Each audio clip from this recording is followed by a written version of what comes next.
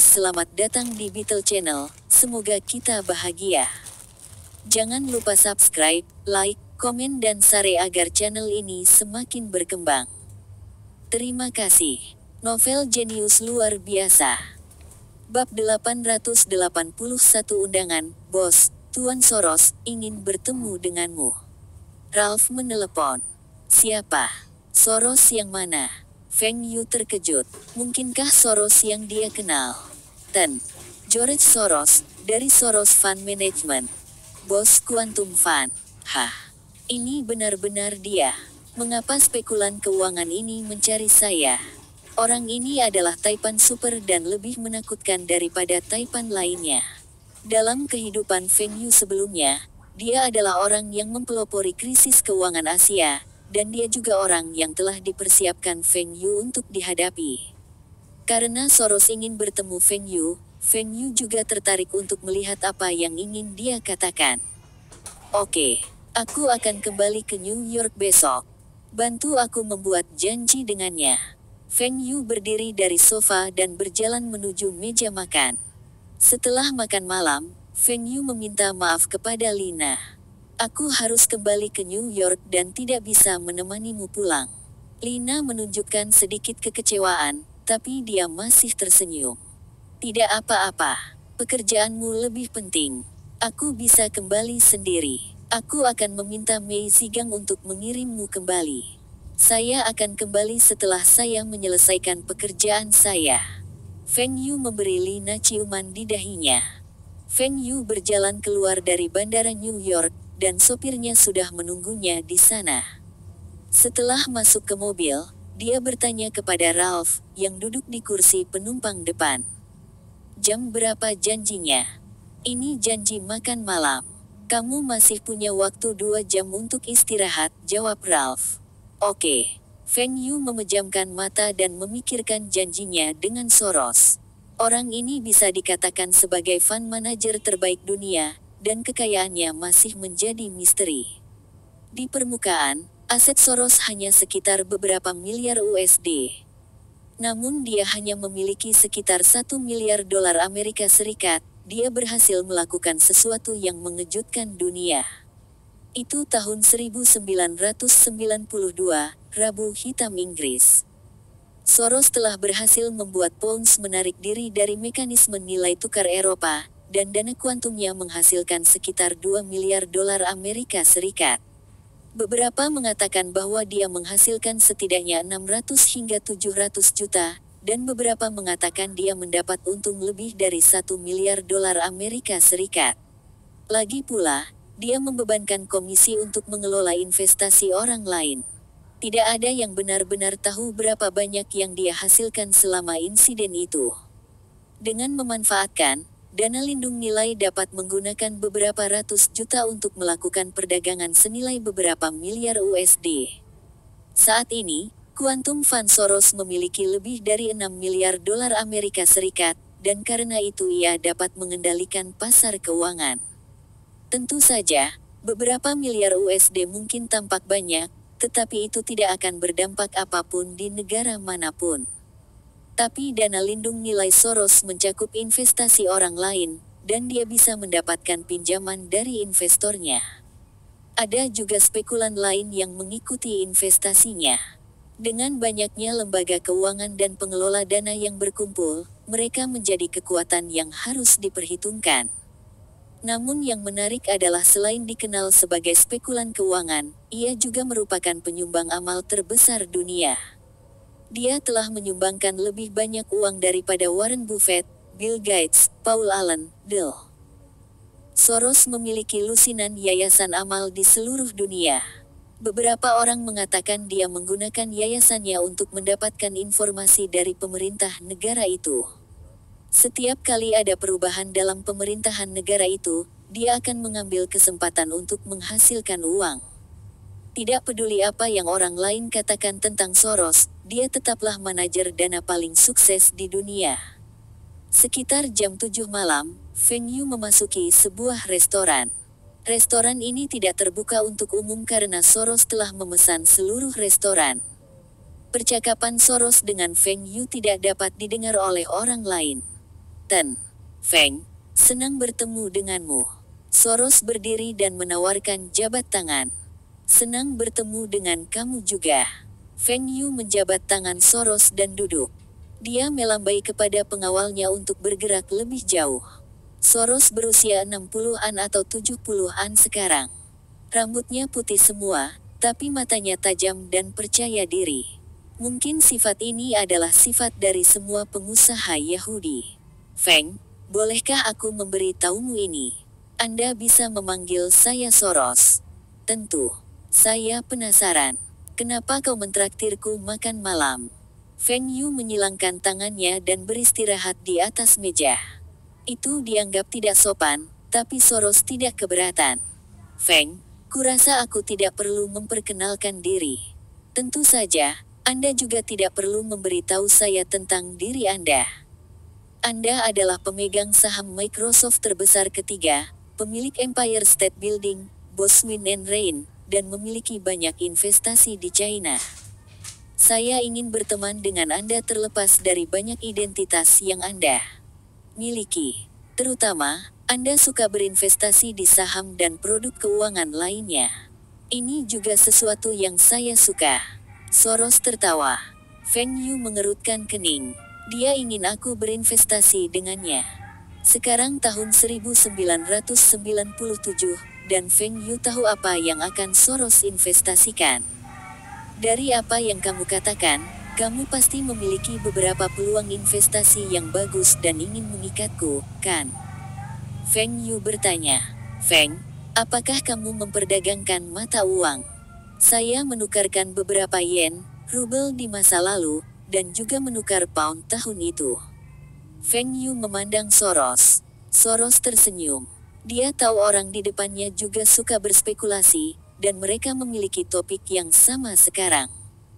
Pada saat ini, pelayan menyajikan makanan. Cobalah makanan di sini. Kita bisa bicara sambil makan. Feng Yu mencicipi makanannya, dan itu lezat. Tapi Feng Yu tidak terbiasa menggunakan pisau dan garpu. Juga, Feng Yu ada di sini untuk bertemu Soros dan bukan untuk makan malam. Feng, aku penasaran, atau harus kukatakan, semua orang di Wall Street ingin tahu tentangmu. Kapan taipan sepertimu muncul? Yang lebih mengejutkan adalah Anda tidak hanya pandai dalam investasi finansial, Anda juga seorang pengusaha sukses. Saya tidak mencoba untuk melihat rahasia Anda, tetapi melihat Anda membuat saya merasa tua. Anda merasa tua. Bahkan sebelum saya kembali ke kehidupan ini, Anda masih manajer dana top dunia. Aset pribadi Anda mungkin hanya sekitar 1 miliar dolar Amerika Serikat, tetapi dana lindung nilai yang Anda kendalikan menakutkan. Orang ini akan membawa kekacauan ke seluruh Asia Tenggara. Apakah orang-orang seperti itu akan merasa tua? Soros, orang pasti buta jika mereka mengira kamu sudah tua. Pengembalian tahunan dana lindung nilai Anda lebih dari keseluruhan industri keuangan. Hanya ini saja, tidak ada yang berani berpikir kamu sudah tua. Feng Yu dengan serius menjawab. Feng Yu tidak takut menghadapi Soros. Tetapi jika Soros membawa sekelompok spekulan, Feng Yu pasti akan kalah. Menghadapi pria tua berusia 60-an ini telah membuat Feng Yu banyak stres. Meskipun aset pribadi Soros tidak lebih dari Feng Yu dan Bill Gates, Feng Yu harus mengambil tindakan pencegahan terhadapnya. Soros memandang Feng Yu. Dia tidak berharap Feng Yu berpikir begitu tinggi tentang dia. Tahun lalu, banyak orang di Wall Street mengatakan Soros sudah tua. Namun pemuda ini memiliki pandangan yang berbeda. Soros lebih percaya diri bahwa dia bisa mendapatkan Feng Yu untuk bergabung dengannya dalam menghasilkan uang dari Asia sekarang. Bab 882 beberapa tempat tidak bisa disentuh. Feng, apakah kamu dari Hong Kong? Aku adalah orang China. Hong Kong adalah bagian dari Tiongkok, kata Feng Yu. Tentu saja. Saya setuju dengan Anda dalam hal ini. Apa pendapat Anda tentang ekonomi negara-negara di Asia Tenggara? Soros bertanya. Saya tidak begitu yakin tentang ekonomi negara lain. Tapi di Asia, ada 4 macan Asia dan Tiger Cubs. Ekonomi mereka berkembang sangat cepat.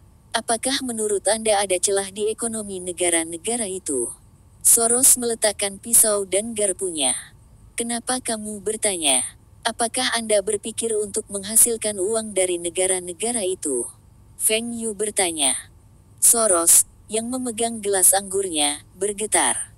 Dia tidak berharap Feng Yu begitu langsung. Tapi dia berpikir kembali, dan ketika dia seusia Feng Yu, dia juga sangat lugas. Betul sekali. Tidak ada alasan untuk menyerah pada kesempatan ini untuk menghasilkan uang. Feng, apakah kamu tertarik untuk bergabung dengan kami? Soros tersenyum dan bertanya. Feng Yu menyipitkan matanya. Kita. Soros tidak hanya memiliki Quantum Fund sebagai pendukungnya. Dia sudah mengikat spekulan lain. Tidak heran dia bisa membawa seluruh ekonomi Asia Tenggara ke dalam kekacauan. Oh. Bagaimana cara saya bergabung? Feng Yu berpura-pura tertarik. Feng Yu memang memiliki minat. Jika Soros mau menyerang Hong Kong, Feng Yu tidak keberatan berteman dengannya. Syarat untuk bergabung dengan kami tidak berat. Pertama, Anda harus memiliki setidaknya $1 miliar Amerika Serikat sebagai modal. Anda seharusnya tidak memiliki masalah dengan ini. Kedua, Anda harus punya nyali. Saya yakin Anda dapat memenuhi persyaratan ini juga, bukan? Soros bertanya dan tersenyum. Saya tidak punya uang tunai $1 miliar Amerika Serikat. Tetapi saya dapat meningkatkan jumlah ini jika saya mendapatkan pinjaman. Adapun nyali, saya pikir Anda tidak perlu meragukan saya. Orang yang pemalu tidak akan berinvestasi dalam komoditas atau mata uang. Feng Yu tertawa. Kalau begitu sederhana saja. Saya ingin mendengar analisis Anda tentang ekonomi negara-negara Asia Tenggara. 4 macan Asia dan anak harimau yang Feng Yu sebutkan sebelumnya akan memulai percakapan ini. Ada banyak celah dalam perekonomian negara-negara tersebut. Feng Yu berpikir sejenak dan berkata, ada banyak negara di Asia, dan kebanyakan dari mereka sangat bergantung pada ekspor. Ekonomi mereka mungkin tampak baik-baik saja, tetapi mereka terlilit utang. Juga, banyak dari mata uang negara. Negara tersebut menggunakan sistem nilai tukar tetap dan mereka tidak memiliki cadangan yang cukup. Sistem keuangan negara-negara itu akan runtuh jika kita menyerang mereka. Tepuk-tepuk-tepuk, Soros bertepuk tangan. Apa yang dikatakan Feng Yu singkat dan lugas. Tapi dia menyebutkan semua poin penting. Negara-negara itu mungkin tampak makmur, tetapi mereka memiliki utang yang tinggi dan tidak memiliki cadangan yang cukup. Ini adalah titik lemah mereka. Feng, kamu tidak perlu mengatakan apa-apa lagi. Saya mengundang Anda untuk bergabung dengan kami sekarang. Ayo pergi ke Asia dan menghasilkan uang. Kata Soros bersemangat. Feng Yu mengangkat tangannya, dan salah satu pengawalnya berlari dan meletakkan sekotak cerutu di atas meja. Apakah kamu mau satu? Feng Yu bertanya. Soros tercengang. Dia telah bertemu orang-orang yang berdiskusi saat makan malam. Tapi ini pertama kalinya dia bertemu seseorang yang merokok cerutu di tengah makan. Tapi Soros tetap menerima tawaran Feng Yu dan berterima kasih padanya. Cerutu tidak seperti rokok, dan asapnya lebih tebal. Keduanya mengambil beberapa isapan dan restoran dipenuhi dengan bau asap cerutu. Bisakah saya bertanya berapa banyak orang yang berpartisipasi dalam operasi ini, dan berapa banyak modal yang Anda semua miliki? Juga, apa peluang untuk berhasil, dan seberapa tinggi pengembaliannya? Feng Yu bertanya. Feng, saya tidak bisa memberitahu Anda berapa banyak orang yang bersama saya, tetapi saya hanya bisa memberitahu Anda banyak orang yang berpartisipasi dalam hal ini.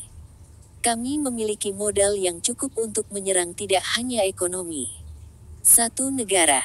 Saya 80% yakin bahwa kami akan berhasil, dan pengembaliannya setidaknya 2 kali lipat. Soros menjawab dengan percaya diri. Digandakan. Jika operasi ini dijalankan dengan benar, pengembaliannya akan lebih dari ini. Tentu saja, mungkin ada beberapa cegukan di sepanjang jalan, dan mereka mungkin perlu melakukan lindung nilai terhadap risiko. Aku bisa bergabung dengan kalian semua, tapi aku punya beberapa permintaan. Feng Yu memandang Soros.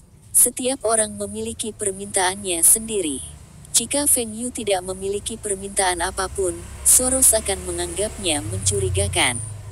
Kalian semua tidak boleh menyentuh China, kata Feng Yu. Sistem keuangan China terlalu konservatif, dan pemerintah China mungkin akan turun tangan kapan saja. Selain itu, China memiliki cadangan devisa yang tinggi. Kami tidak berniat menyerang ekonomi China. Bagaimanapun, Anda adalah mitra kami sekarang dan Anda adalah orang Cina. Feng Yu memandang Soros. Omong kosong. Itu karena utang China rendah, ekonominya tidak bergantung pada ekspor, dan mata uangnya tidak bisa dikontrol dengan mudah. Jika Anda semua memiliki kesempatan, Anda semua akan peduli bagaimana perasaan saya. Soros telah menyerang Pounds pada tahun 1992, menyerang Asia pada tahun 1993 dan Malaysia menderita beberapa kerugian. Pada tahun 1994, ia menyerang Meksiko dan kemudian beristirahat selama sekitar 2 tahun. Semua ini saat dia memantau ekonomi Asia. Ekonomi Asia meningkat pesat dan Soros dan gengnya merasakan peluang mereka ada di sini. Keberhasilan Soros di masa lalu menunjukkan betapa kuatnya dia dan gengnya. Juga, karena mereka berhasil di masa lalu, mereka menjadi lebih kuat. Hong Kong, Macau, dan Taiwan adalah bagian dari China. Kalian semua juga tidak boleh menyentuh tempat-tempat ini, kata Feng Yu. Wajah Soros berubah. Anda berasal dari Hong Kong, dan saya dapat mengerti bahwa Anda tidak ingin kami menyerang Hong Kong. Kami juga dapat menerima syarat Anda untuk tidak menyerang China. Tapi Macau dan Taiwan tidak ada hubungannya denganmu. Kami memiliki banyak mitra dan saya tidak bisa melepaskan keuntungan karena Anda. Sebenarnya, Soros sudah lama mengincar Hong Kong. Adapun Macau, dia tidak tertarik, yaitu modal judi dan memiliki cadangan kas yang tinggi. Sistem keuangan mereka juga tidak berkembang, dan mereka tidak memiliki hutang. Lebih penting lagi, mata uang yang biasa digunakan di Macau adalah dolar Hong Kong. Menyerang Hong Kong sudah cukup. Feng Yu berpikir sejenak dan berkata, saya bisa mengabaikan Taiwan dan Macau. Tetapi Anda tidak boleh menyerang Hong Kong dan mata uangnya. Soros ragu-ragu sejenak dan mengangguk. Baik, saya dapat berjanji kepada Anda bahwa Quantum Fund tidak akan menyerang dolar Hong Kong. Tapi Anda harus membantu kami di pasar negara lain. Feng Yu mengangkat gelasnya. Tidak masalah. Ini untuk kesuksesan kita. Setengah jam kemudian, Feng Yu pergi dengan pengawalnya. Soros melihat ke belakang Feng Yu dan berpikir sendiri. Pria Cina ini tidak mudah dikendalikan karena dia terlalu tajam. Feng Yu menutup matanya setelah dia naik ke mobil. Soros mengatakan Quantum Funds akan menyerang dolar Hong Kong, tetapi itu tidak berarti orang lain tidak akan menyerang Hong Kong. Selain Quantum Funds, Soros juga mengendalikan beberapa hedge fund. Orang tua ini mencoba membodohi saya. Tapi aku juga ingin menipumu. Mari kita lihat siapa yang akan tertipu. Bab 883 jadi, itulah alasannya kembali di kantornya. Feng Yu meletakkan dagunya di tangannya dan mengetuk meja dengan tangannya yang lain. Undangan Soros tampaknya terlalu sederhana. Meskipun mendapatkan lebih banyak orang akan mengumpulkan lebih banyak dana dan mereka akan mendapatkan lebih banyak keuntungan, tetapi Feng Yu tidak mengenal mereka sebelum pertemuan ini. Jika Feng Yu ingin melawan para spekulan internasional di Hong Kong ini, dia akan menghubungi keluarga Fu dan keluarga Li karena dia dekat dengan mereka. Adapun untuk menghubungi Taipan lain, dia akan menyerahkannya kepada dua keluarga ini. Feng Yu tidak akan memberikan undangan kepada orang-orang yang tidak dekat dengannya. Tapi Soros telah mengundangnya secara pribadi, dan itu aneh. Terutama Feng Yu adalah orang Asia dan memegang paspor Hong Kong. Jika Soros dan gengnya akan mengundang semua orang yang memiliki kekuatan finansial, mereka pasti akan mengundang Fu Rongqi. Tapi Feng Yu bertanya pada Fu Rongqi, dan dia tidak tahu apa-apa tentang ini. Feng, kenapa kamu di New York lagi? Saya telah membeli 2 pabrik di Rusia, dan saya tidak punya cukup dana. Kirilenko memasuki kantor Feng Yu. Asisten Feng Yu memandang Feng Yu dengan malu. Dia telah mencoba menghentikan Kirilenko, tetapi Kirilenko terlalu kuat untuknya. Asisten juga tidak berani menghentikannya karena dia tahu Kirilenko adalah teman dekat bosnya, dan Empire State Building adalah milik mereka berdua. Kirilenko berjalan ke lemari minuman keras di kantor Feng Yu dan menuangkan segelas vodka untuk dirinya sendiri. Dia menghabiskan gelas dalam 1 tegukan. Banyak orang lebih suka minum bir dingin di siang hari yang panas untuk mendinginkan tubuh. Tapi Kirilenko minum vodka untuk memuaskan dahaganya. Keluar. Saya telah mengatakan kepada Anda untuk tidak menghentikan Brother Qi ketika dia datang. Feng Yu melambai kepada asistennya untuk pergi. Kakak Qi, kenapa kamu tidak memberitahuku ketika kamu memperoleh pabrik? Saya akan mentransfer uang kepada Anda sekarang. Berapa harganya? Ini tidak banyak. Jika dikonversi ke USD, seharusnya sekitar 40 juta. Itu lebih mahal karena peralatannya. 1 pabrik seharga 40 juta dolar Amerika Serikat. Feng Yu mengerutkan kening. Itu jauh lebih mahal dari yang dia harapkan. Ini untuk kedua pabrik. Bagaimana 1 pabrik bisa begitu mahal? Beberapa peralatan mereka sudah tua. Jika semua peralatannya baru, harganya mungkin sekitar 40 juta untuk 1. Kami masih perlu mengganti beberapa peralatan, mempekerjakan pekerja, Saya juga meminta seseorang untuk melunasi hutang pabrik, tetapi pabrik tidak punya uang sekarang. Jika pabrik ingin mulai beroperasi sekarang, kita perlu menginvestasikan sejumlah uang. Sakit kepala utama diselesaikan, dan sisa masalah, seperti mengganti peralatan baru, modal awal, semua masalah kecil. Yang terpenting, Rusia memiliki pekerja terampil dan beberapa teknologi terbaik di dunia. Satu-satunya negara yang lebih baik dari Rusia adalah Jerman. Baik, saya akan mentransfer 100 juta dolar Amerika Serikat terlebih dahulu. Jika itu tidak cukup, beritahu saya. Seharusnya cukup. Bahkan jika itu tidak cukup, kesenjangannya tidak akan terlalu besar, kata Kirilenko. Bagaimanapun, Feng Yu hanya perlu menyediakan 70% dari modal, dan pabrik tidak membutuhkan begitu banyak dana. Kamu datang jauh-jauh ke sini ke New York untuk ini. Feng Yu penasaran. Dengan hubungan mereka, telepon sudah cukup untuk menyelesaikan masalah ini. Tidak terlalu. Saya datang 2 hari yang lalu untuk bertemu dengan seorang Taipan, dan mengetahui bahwa Anda kembali ke New York. Kirilenko dengan santai menjawab. Kirilenko telah mendirikan pabrik di Rusia, dan teman-temannya masih membantunya untuk membeli pabrik di Belarus dan Ukraina. Itu harus diselesaikan dalam beberapa hari. Yang merepotkan adalah menghapus hutang pabrik. Rekening pabrik boleh kosong, tapi tidak boleh ada utang atau masalah lain. Feng Yu bertanya dengan rasa ingin tahu. Raja, Amerika, New York. Betul sekali. Dia terkenal di Wall Street. Saya juga menyebutkan tentang Anda. Apa dia mencarimu? Kirilenko bertanya. Apakah kamu berbicara tentang George Soros? Feng Yu bertanya. Saya pikir itu namanya. Dia memiliki dana lindung nilai, dana kuantum.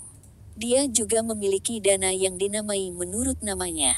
Hehe, kenapa aku tidak berpikir untuk menggunakan namaku untuk menamai perusahaanku? Kirilenko menjawab, brengsek. Jadi, inilah alasannya.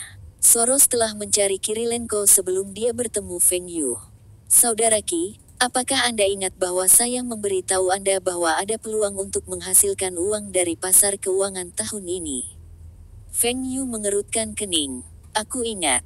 Mereka juga sama. Bukankah Anda mengatakan Anda akan mendapatkan sekelompok teman untuk berinvestasi? Saya pikir semakin banyak orang yang kita miliki, semakin banyak dana yang bisa kita kumpulkan, dan itu akan meningkatkan keuntungan kita. Apa yang salah? Anda tidak setuju dengan orang tua itu? Saya juga belum memberinya jawaban saya. Jika Anda tidak setuju untuk bergabung dengannya, saya juga akan segera menolak undangannya. Feng Yu menamparkan dahinya. Tolol ini. Saya telah meminta Anda untuk bekerja sama dengan saya melawan Soros. Sekarang, Anda ingin bekerja dengan mereka. Jika Soros tulus dan setuju untuk tidak menyerang Hong Kong, bekerja sama dengannya adalah pilihan yang baik. Tapi pria Yahudi itu terlalu serakah, dan dia tidak bisa menjaga kata-katanya. Kakaki, aku setuju untuk bergabung dengannya. Hah, kau setuju? Saya tahu Anda akan setuju. Saya akan meneleponnya nanti untuk memberitahu dia bahwa saya akan berpartisipasi juga, dan kami akan menghasilkan uang bersama. Saya mendengar bahwa orang tua itu terkenal di Wall Street. Kirilenko menjawab dengan penuh semangat. Dia akhirnya membantu Feng Yu sekali di pasar keuangan. Saya pikir Anda membenci orang Amerika. Mengapa Anda bekerja sama dengan mereka? Feng Yu bertanya dengan rasa ingin tahu. Amerika. Dia bukan orang Yahudi. Kirilenko terkejut. Dia adalah seorang Yahudi Amerika. Jangan cemas. Kami akan bekerja sama dengan mereka pada awalnya, tetapi kami pasti akan menghadapi mereka pada akhirnya. Saat itu, kami akan bekerja sama untuk menipu mereka. Apakah kamu tertarik? Kirilenko paling membenci orang Amerika, dan tidak mau bekerja sama dengan mereka. Menipu mereka. Saya tertarik. Kirilenko bertanya dengan penuh semangat. Tapi bagaimana kita akan menipu mereka? Kami akan bergabung dengan mereka ketika mereka menyerang Malaysia, Singapura, Korea, Jepang, dan negara-negara lain dan menghasilkan uang dengan mereka. Mereka pasti akan menyerang Hong Kong setelah itu. Saat itu, kami akan bekerja sama dengan pemerintah Hong Kong dan para Taipan Hong Kong untuk melawan mereka. Bahkan pemerintah China akan bergabung dalam pertarungan. Dengan begitu banyak orang dan dua pemerintah di pihak kita masih tidak bisa membuat mereka menderita kerugian besar. Bagus, ini ide yang bagus. Kita bisa menghasilkan uang dan juga membuat mereka menderita kerugian. Berapa banyak uang yang harus kita siapkan? Saya perlu memikirkan cara untuk mengumpulkan dana. Kirilenko bertanya. Kita bisa menggadaikan saham perusahaan tambang kita untuk mendapatkan pinjaman. Saya juga akan menggunakan saham saya di AS untuk mendapatkan pinjaman dari bank. Kali ini, saya jamin kami akan mendapat untung besar. Saya tidak peduli berapa banyak yang kita hasilkan. Saya hanya ingin melihat orang Amerika bodoh itu menderita. Dia orang Amerika, beraninya dia bilang dia Yahudi. Aku ingin melihatnya menderita. Kirilenko menggeram. Feng Yu menggelengkan kepalanya. Kirilenko seharusnya menjadi satu-satunya di Wall Street yang tidak tahu Soros adalah orang Amerika. Tapi ini tidak mudah untuk berhasil. Feng Yu mengambil tindakan pencegahan terhadap Soros, dan Soros juga melakukan hal yang sama. Bab 884 Penggalangan dana. Kirilenko kembali ke Moskow, dan Feng Yu tetap di New York untuk mengumpulkan dana. Feng Yu mulai menjual beberapa saham tidak penting yang dia miliki dan menggunakan Microsoft, Yahoo, dan saham teknologi lainnya untuk mendapatkan pinjaman. Meskipun mendapatkan pinjaman akan membuat Feng Yu mengumpulkan dana yang lebih sedikit, tetapi krisis keuangan Asia akan berlangsung lebih dari setahun. Selama 1 tahun ini, harga saham teknologi akan terus naik bahkan mungkin berlipat ganda. Ini adalah solusi terbaik bagi Feng Yu untuk mendapatkan keuntungan sebanyak-banyaknya. Jika Feng Yu ingin menjual semua saham Microsoft-nya, itu akan mempengaruhi harga saham Microsoft, dan Feng Yu mungkin akan dikeluarkan dari dewan direksi. Meskipun Feng Yu tidak memiliki suara di Microsoft, Lenovo Kingsoft masih berkembang. Lenovo Kingsoft masih jauh dari Microsoft, bahkan beberapa perusahaan software di China berani menantang mereka dengan software tertentu. Feng Yu membutuhkan identitas direktur Microsoft untuk melindungi Lenovo Kingsoft dan pasar perangkat lunak China. Dia tidak ingin industri perangkat lunak China seperti yang terjadi di masa lalunya, di mana perangkat lunak yang paling menguntungkan diproduksi oleh perusahaan luar negeri. Saham Yahoo tidak dapat dijual karena harga saham Yahoo akan melonjak tahun ini. Akan rugi jika Feng Yu menjual sahamnya. Kali ini, Feng Yu tidak mencari satu bank pun untuk mendapatkan pinjaman. Satu bank mungkin tidak meminjamkan jumlah yang dia butuhkan. Juga, Feng Yu perlu mengalihkan perhatian darinya. Di antara pemegang saham bank, mungkin ada teman Soros. Feng Yu tidak ingin Soros tahu berapa banyak uang yang dimilikinya. Menyembunyikan kekayaan Feng Yu dari Soros akan membuatnya waspada dan meningkatkan peluang untuk menang. Pada hari pertama, Feng Yu berhasil mengumpulkan 1 miliar dolar Amerika Serikat. Beberapa hari berikutnya, Feng Yu menghubungi eksekutif yang lebih tinggi dari semua bank di New York dan menggunakan sahamnya sebagai jaminan untuk mendapatkan pinjaman. Lebih dari seminggu, Feng Yu menggunakan semua sahamnya yang tersedia sebagai jaminan pinjaman dan mentransfer semua uang ke rekening UBS-nya. Dana yang terkumpul siap untuk ditransfer ke pasar keuangan Asia manapun. Bos, pria Cina itu sedang mengumpulkan dana sekarang. Saya mendengar dia telah menggunakan semua saham Microsoft-nya untuk mendapatkan pinjaman. Soros meletakkan gelas anggurnya. Itu berarti dia berhasil mengumpulkan sekitar 5 miliar dolar Amerika Serikat. Saya tidak berpikir dia bisa mendapatkan begitu banyak, dan seharusnya kurang dari 4 miliar. Dia sudah menggunakan sebagian sahamnya untuk mendapatkan pinjaman di masa lalu. Uang yang dia dapatkan diinvestasikan di pasar saham, dan dia juga mentransfer sebagian kembali ke China. Mungkin perusahaannya di China sangat membutuhkan uang. Soros mengangguk. 4 miliar dolar Amerika Serikat. Feng Yu ini lebih berani dari yang dia harapkan. Aset Soros sekitar 6 miliar dolar Amerika Serikat. Tentu saja, jumlah yang dia kendalikan lebih dari itu. Tetapi Soros dapat memastikan bahwa surat kabar tidak melebih-lebihkan ketika mereka memperkirakan kekayaan Feng Yu. Dia memang seorang super taipan. Bahkan jika Feng Yu telah menggandakan 4 miliar dolar Amerika Serikatnya di negara lain, 8 miliar dolar Amerika Serikat tidak cukup untuk menghentikan serangan mereka. Soros tidak ingin pakar investasi muda ini memengaruhi statusnya. Memenangkan Taipan jenius ini juga merupakan sesuatu yang patut dirayakan. Baik, saya tahu tentang ini. Bersiaplah dan bawa anak buahmu ke Chiang Mai dulu. Rencana kami akan dimulai sebelum Maret. Setelah bawahan Soros pergi, dia menghabiskan alkohol di gelasnya. Soros adalah pria serakah dan gila kontrol.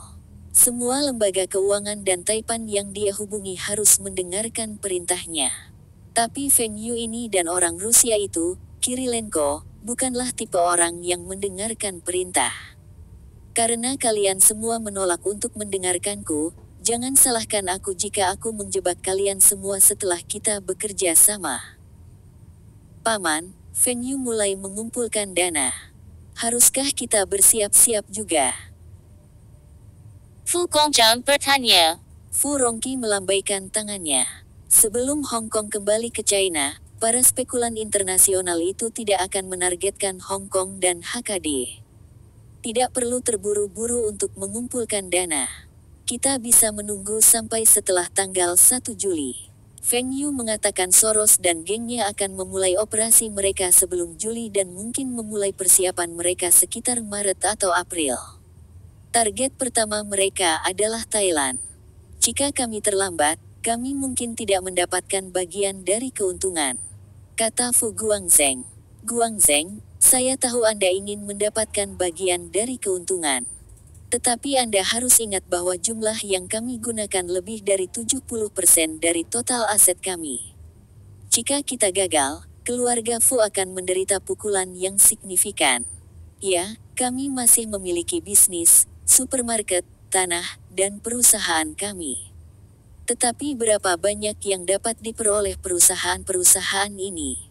Tanpa dukungan keuangan yang cukup, supermarket kita dapat menjauhkan pengecer itu. Saluran distribusi perusahaan perdagangan kami dapat terus berkembang. Perusahaan real estate kami bisa mendapatkan begitu banyak bidang tanah. Fu Rongqi adalah kepala keluarga Fu. Meskipun kali ini, dia akan memberikan sebagian besar dana, 3 saudara laki-lakinya yang lain, termasuk Fu Guangzheng, juga telah menginvestasikan uang mereka. Semua orang di keluarga Fu telah menghasilkan uang ketika mereka mengikuti Feng Yu untuk menyerang perusahaan Jepang. Kali ini, mereka ingin mengikuti Feng Yu untuk menghasilkan uang lagi. Tapi Fu Rongqi lebih berhati-hati karena kali ini mereka akan berurusan dengan hot money internasional, dan Soros, manajer hedge fund paling terkenal di Wall Street, akan memimpin operasinya sendiri. Fu Rongqi, yang telah melakukan investasi selama bertahun-tahun, tidak memiliki keyakinan 100% bahwa mereka pasti akan menang. Generasi muda dari keluarga Fu sangat ingin bergabung karena bahkan jika mereka kehilangan uang, mereka masih dapat mengandalkan orang tua mereka. Tapi Fu Rongqi tidak bisa gegabah. Sekali investasi ini gagal, konsekuensinya bukan lagi kerugian finansial. Status keluarga Fu di Hong Kong dan Asia Tenggara akan terpengaruh. Keluarga dengan beberapa miliar HKD dan keluarga dengan hanya 1 miliar dolar Hong Kong tidaklah sama. Meskipun bagi banyak orang, mereka semua adalah keluarga kaya, pengaruh mereka sangat jauh. Tapi paman, kami tidak berjuang sendirian. Superman Lee dan keluarganya, Feng Yu, Taipan Rusia, Kirilenko, dan banyak Taipan Hong Kong lainnya berpartisipasi. Kami tidak akan kalah. Hong Kong adalah salah satu tempat dengan Taipan paling banyak, dan Fu Guangzheng sangat yakin bahwa mereka pasti akan menang. Fu Rongqi menggelengkan kepalanya. Tahukah Anda mengapa para spekulan internasional itu perlu menyiapkan dana lindung nilai? Hedging akan mempengaruhi pengembalian mereka, dan mereka menggunakannya untuk menurunkan risiko mereka. Bahkan mereka sangat berhati-hati, bagaimana kita bisa terburu-buru seperti ini. Ikuti saja rencana awal kami dan kumpulkan dana secara perlahan.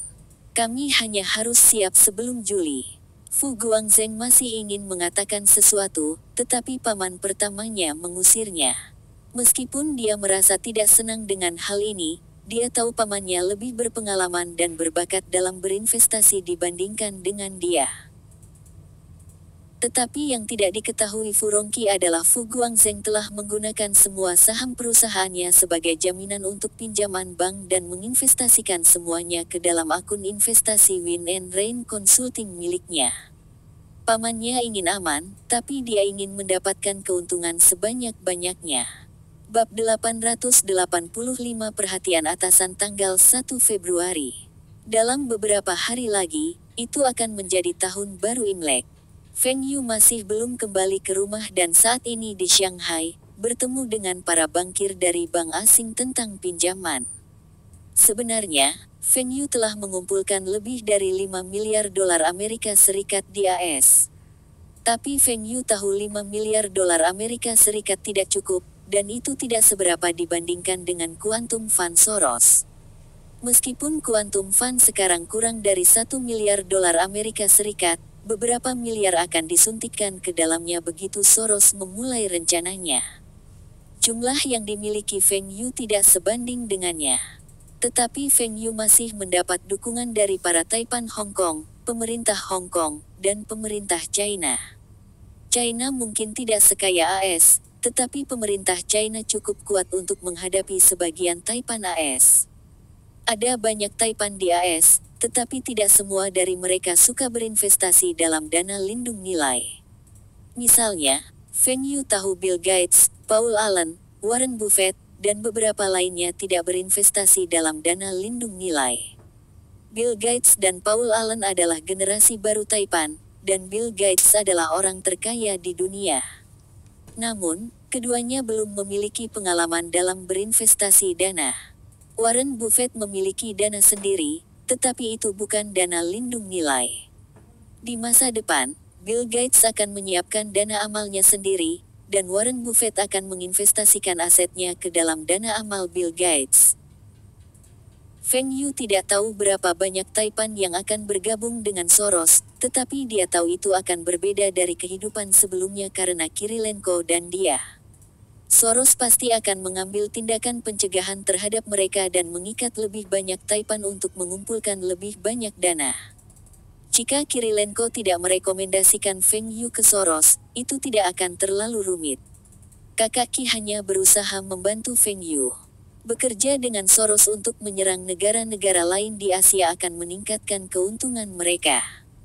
Perang finansial selalu kejam. Feng Yu hanya ingin melakukan yang terbaik untuk melindungi Tiongkok. Adapun negara lain, itu bukan urusannya. Feng Yu bahkan diam-diam berharap Taiwan akan menderita lebih banyak kerugian daripada kehidupan sebelumnya. Dengan cara ini, ekonomi Taiwan akan berada dalam keadaan yang lebih buruk daripada kehidupan Feng Yu sebelumnya, dan mereka mungkin lebih patuh. Feng Yu bahkan mungkin melihat Taiwan kembali ke Tiongkok dalam kehidupan ini.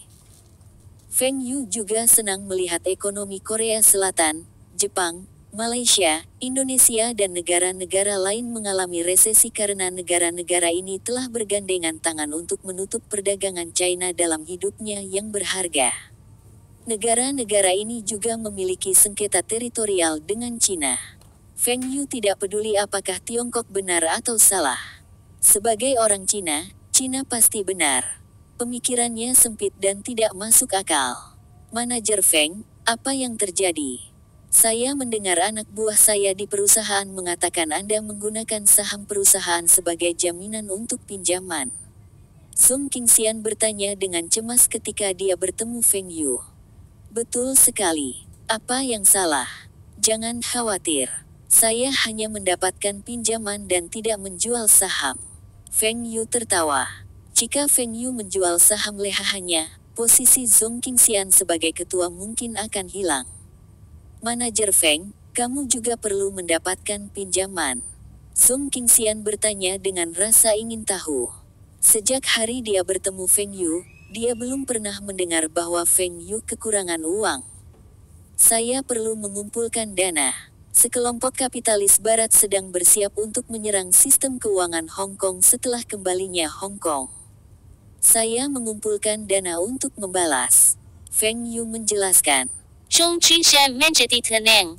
Dia lebih baik dari Feng Yu dalam manajemen organisasi tetapi hanya seorang pemula di pasar keuangan. Manajer Feng, apakah Anda membutuhkan kontribusi saya? Sung Qingxian bertanya. Tidak dibutuhkan.